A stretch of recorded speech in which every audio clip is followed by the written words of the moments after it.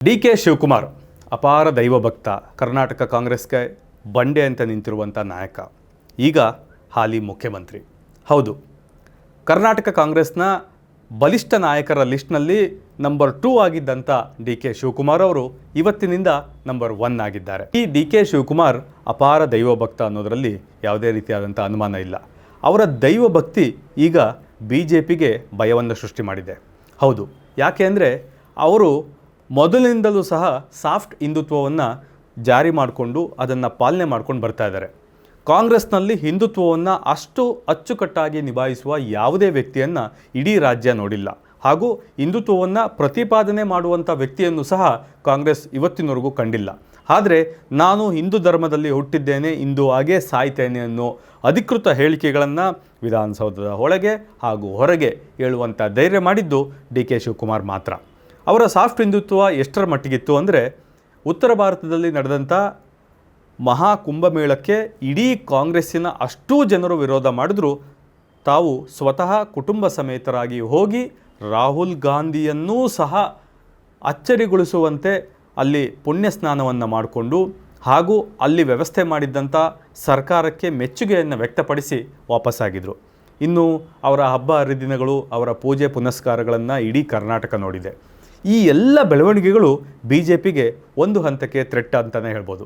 ಯಾಕಂದರೆ BJP ಸದ್ಯದ ಮಟ್ಟಿಗೆ ಕಳೆದ 14 ವರ್ಷಗಳಿಂದ ರಾಜಕೀಯ ಮಾಡ್ತಾ ಇರೋದೇ ಹಿಂದುತ್ವದ ಹೆಸರಲ್ಲಿ. ಹಿಂದುತ್ವ ಅವರ ಟ್ರಂಪ್ ಕಾರ್ಡ್.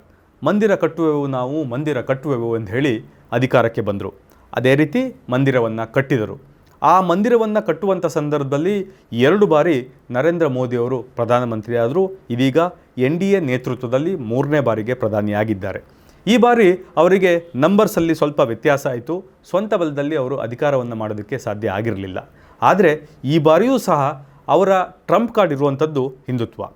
ಪಶ್ಚಿಮ ಬಂಗಾಳದಂಥ ಅತ್ಯಂತ ಕಮ್ಯುನಿಸ್ಟ್ ಎಡಪಂಥೀಯ ನಿಲುವುಗಳನ್ನು ಹೊಂದಿರುವಂಥ ರಾಜ್ಯದಲ್ಲೂ ಸಹ ಈ ಬಾರಿ BJP ತನ್ನ ಅಧಿಕಾರವನ್ನು ಚಲಾಯಿಸ್ತಾ ಇದೆ. ಅಂದರೆ BJP ಎಷ್ಟರ ಮಟ್ಟಿಗೆ ಹಿಂದುತ್ವವಾದವನ್ನು ಇಡೀ ರಾಜ್ಯ ಮತ್ತು ದೇಶಾದ್ಯಂತ ಹಬ್ಬಿಸ್ತಾ ಇದೆ ಅನ್ನೋದನ್ನು ನಾವೆಲ್ಲರೂ ಅತ್ಯಂತ ಸೂಕ್ಷ್ಮದಿಂದ ಗಮನಿಸಬೇಕು. ಈ ಹಿಂದುತ್ವದ ಕಾರ್ಡನ್ನು BJP ಎಲ್ಲ ಕಡೆ ಪ್ಲೇ ಮಾಡಿದ್ರೂ ಸಹ ಕರ್ನಾಟಕದಲ್ಲಿ ಅದು ಪೂರ್ಣ ಪ್ರಮಾಣದಲ್ಲಿ ಆಗಿರಲಿಲ್ಲ. ಅದಕ್ಕೆ ಸಾಕಷ್ಟು ಉದಾಹರಣೆಗಳು ಸಿಗ್ಬೋದು. ಜೊತೆಗೆ 2008ರಲ್ಲಿ ಇರ್ಬೋದು ಅಥವಾ 2018ರಲ್ಲಿ ಇರ್ಬೋದು, ಪೂರ್ಣ ಪ್ರಮಾಣದಲ್ಲಿ BJP ಅಧಿಕಾರಕ್ಕೆ ಬರದೇ ಇರುವಂಥದ್ದು ಒಂದು ಕಾರಣ ಅಂತಲೇ ಹೇಳ್ಬೋದು. ಈ ಎಲ್ಲ ಬೆಳವಣಿಗೆಗಳ ಮಧ್ಯೆ ಕಾಂಗ್ರೆಸ್ನಲ್ಲಿ ಹಿಂದೂ ಬಂಡೆಯಾಗಿ ಡಿ.ಕೆ. ಶಿವಕುಮಾರ್ ಅವರು ಕಾಣಿಸ್ಕೊಳ್ತಾರೆ. ಯಾಕೆ ಅಂದರೆ ಡಿ.ಕೆ. ಶಿವಕುಮಾರ್ ಅವರ ಹಿಂದುತ್ವದ ಪ್ರತಿಪಾದನೆ BJPಗೆ ಒಂದು ರೀತಿಯಾದಂಥ ಭಯವನ್ನು ಸೃಷ್ಟಿ ಮಾಡಿದೆ. ಹಿಮವಂತ್ ಬಿಸ್ವಾ ಹಾಗೂ ಸುವೇಂದು ಅಧಿಕಾರಿ, ಪಶ್ಚಿಮ ಬಂಗಾಳದ ಸುವೇಂದು ಅಧಿಕಾರಿ ಹಾಗೂ ಅಸ್ಸಾಂನ ಹಿಮವಂತ್ ಬಿಸ್ವಾ ಕಾಂಗ್ರೆಸ್ ಮತ್ತು ಹಾಗೂ ತೃಣಮೂಲ ಕಾಂಗ್ರೆಸ್ನಲ್ಲಿ ಇದ್ದಂಥ ವ್ಯಕ್ತಿಗಳು. ಅವರು ಅಲ್ಲಿ ಅಧಿಕಾರದಿಂದ ವಂಚಿತರಾಗಿ ನೇರವಾಗಿ ಬಂದು BJPಗೆ ಸೇರಿಕೊಂಡು BJPಯಿಂದ ಆಯಾ ರಾಜ್ಯದ ಮುಖ್ಯಮಂತ್ರಿಗಳಾಗಿದ್ದಾರೆ. ಕರ್ನಾಟಕದಲ್ಲೂ ಈ ರೀತಿಯಾದಂಥ ಒಂದು ಪರಿಸ್ಥಿತಿ ನಿರ್ಮಾಣ ಆಗ್ಬೋದು ಅನ್ನೋ ಬಗ್ಗೆ ಸಾಕಷ್ಟು ಚರ್ಚೆಗಳಾಗಿತ್ತು. ಯಾಕೆಂದರೆ BJPಯಲ್ಲಿ ಹಿಂದುತ್ವವನ್ನು ಪ್ರತಿಪಾದನೆ ಮಾಡಿಕೊಂಡು ಅಧಿಕಾರಕ್ಕೆ ಬಂದಿದ್ದಾರೆ. ಆದರೆ ಕಾಂಗ್ರೆಸ್ನಲ್ಲಿ ಇದ್ದುಕೊಂಡು ಹಿಂದುತ್ವವನ್ನು ಪ್ರತಿಪಾದನೆ ಮಾಡ್ತಾ ಇರೋದು ಡಿ.ಕೆ. ಶಿವಕುಮಾರ್. ಯಾವತ್ತಾದರೂ ಒಂದು ದಿನ ಡಿ.ಕೆ. ಶಿವಕುಮಾರ್ ಅವರು BJPಗೆ ಹೋಗಬಹುದು, ಹೋದರೂ ಅಚ್ಚರಿ ಏನಿಲ್ಲ ಅನ್ನೋ ನಿಟ್ಟಿನಲ್ಲಿ ಸಾಕಷ್ಟು ಚರ್ಚೆಗಳು ಆರಂಭವಾಗಿತ್ತು. ಈ ಪವರ್ ಶೇರಿಂಗ್ ವಿಚಾರದಲ್ಲಂತೂ 3 ವರ್ಷ ಕಳೆದ ನಂತರದಲ್ಲಿ ಬಹುತೇಕ BJPಗೆ ಹೋಗೇ ಬಿಟ್ಟರು ಅನ್ನೋ ಬಗ್ಗೆಯೂ ಸಹ ಸಾಕಷ್ಟು ಸಾರ್ವಜನಿಕ ವಲಯದಲ್ಲಿ, ಸಾಮಾಜಿಕ ಜಾಲತಾಣದಲ್ಲಿ ಚರ್ಚೆಗಳಾಗ್ತಾಯಿತ್ತು.